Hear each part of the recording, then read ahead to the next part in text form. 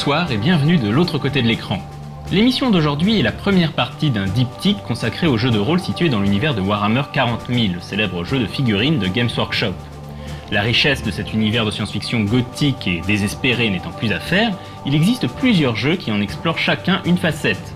Dans l'émission d'aujourd'hui, nous allons parler de deux d'entre eux, Dark Heresy et Rogue Trader. Au 41e millénaire, la vie n'est pas franchement folichonne. L'humanité s'est unifiée en une nation totalitaire et fanatique appelée l'Imperium, rassemblée derrière la figure toute puissante de l'Empereur Dieu, qui fait régner l'ordre avec ses légions de Space Marines. Il faut dire que les tréfonds de l'espace renferment bien des dangers. Déjà, il y a les forces du chaos, issues de l'œil de la terreur, qui menacent de corrompre toute vie au nom de leurs dieux obscurs. Mais il y a aussi les races non humaines, que l'on appelle les Xénos, les Eldar, arrogants et imprévisibles, les orques, brutaux et sauvages, ou encore les tyrannides, de monstrueux parasites insectoïdes. Ce qui est intéressant, c'est que lorsque Games Workshop a commencé à développer cet univers au début des années 80, c'était dans le but de créer un jeu de rôle qui se serait appelé Rogue Trader. En cours de route, l'éditeur anglais a préféré faire plutôt un wargame, qui est donc devenu Warhammer 40 000 en référence à leur précédent grand succès, Warhammer, le jeu des batailles fantastiques. La sortie du jeu de rôle Rogue Trader en 2009 a donc été la matérialisation d'un projet vieux de près de 25 ans. Chacun de ces jeux propose d'incarner différents types de personnages. Ainsi, dans Dark Heresy, on incarne des acolytes au service de l'Inquisition, traquant les hérétiques et autres xénos qui pourraient se dissimuler au sein des mondes de l'Imperium.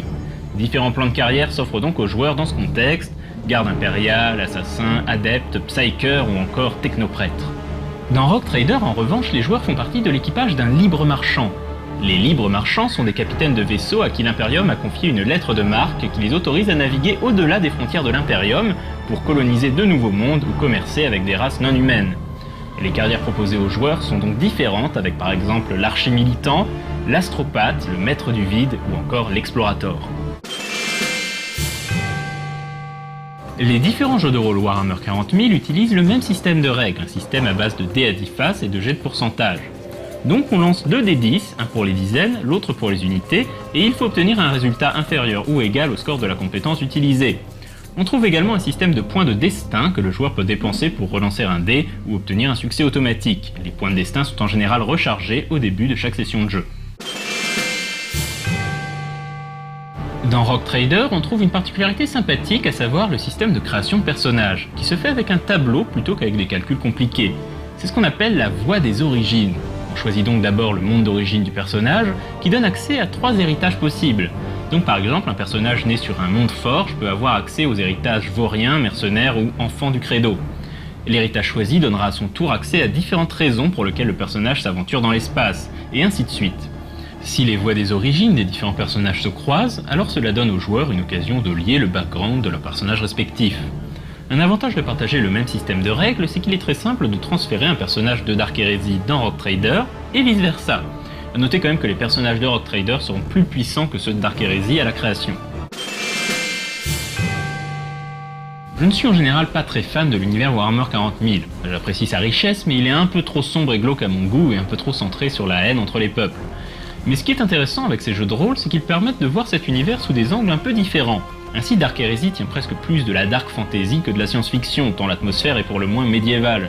Tandis qu'avec Rogue Trader, on est plus dans le space opéra, un équipage, un vaisseau, des mondes mystérieux et dangereux à explorer.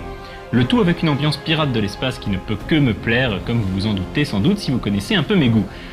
Donc il n'est pas impossible que ces jeux puissent vous réconcilier avec le futur déglingué du 41e millénaire, et si vous étiez déjà fan, eh bien ces jeux ne peuvent que vous plaire, d'autant plus que l'édition française est vraiment de qualité et propose de très beaux livres intégralement en couleur. Il existe un autre jeu de rôle dans cet univers, Deathwatch, qui met les joueurs dans la peau de Space Marines et devrait sortir en français chez Bibliothèque Interdite d'ici fin juin, donc sera peut-être déjà sorti quand vous verrez cette émission. Ce sera le sujet de la deuxième partie de ce diptyque qui sera diffusé à la rentrée. Un 4e jeu, Black Crusade, s'apprête à sortir en anglais et sera quant à lui consacré aux serviteurs du chaos. Quant à moi, je vous dis à la saison prochaine, et d'ici là, jouez bien!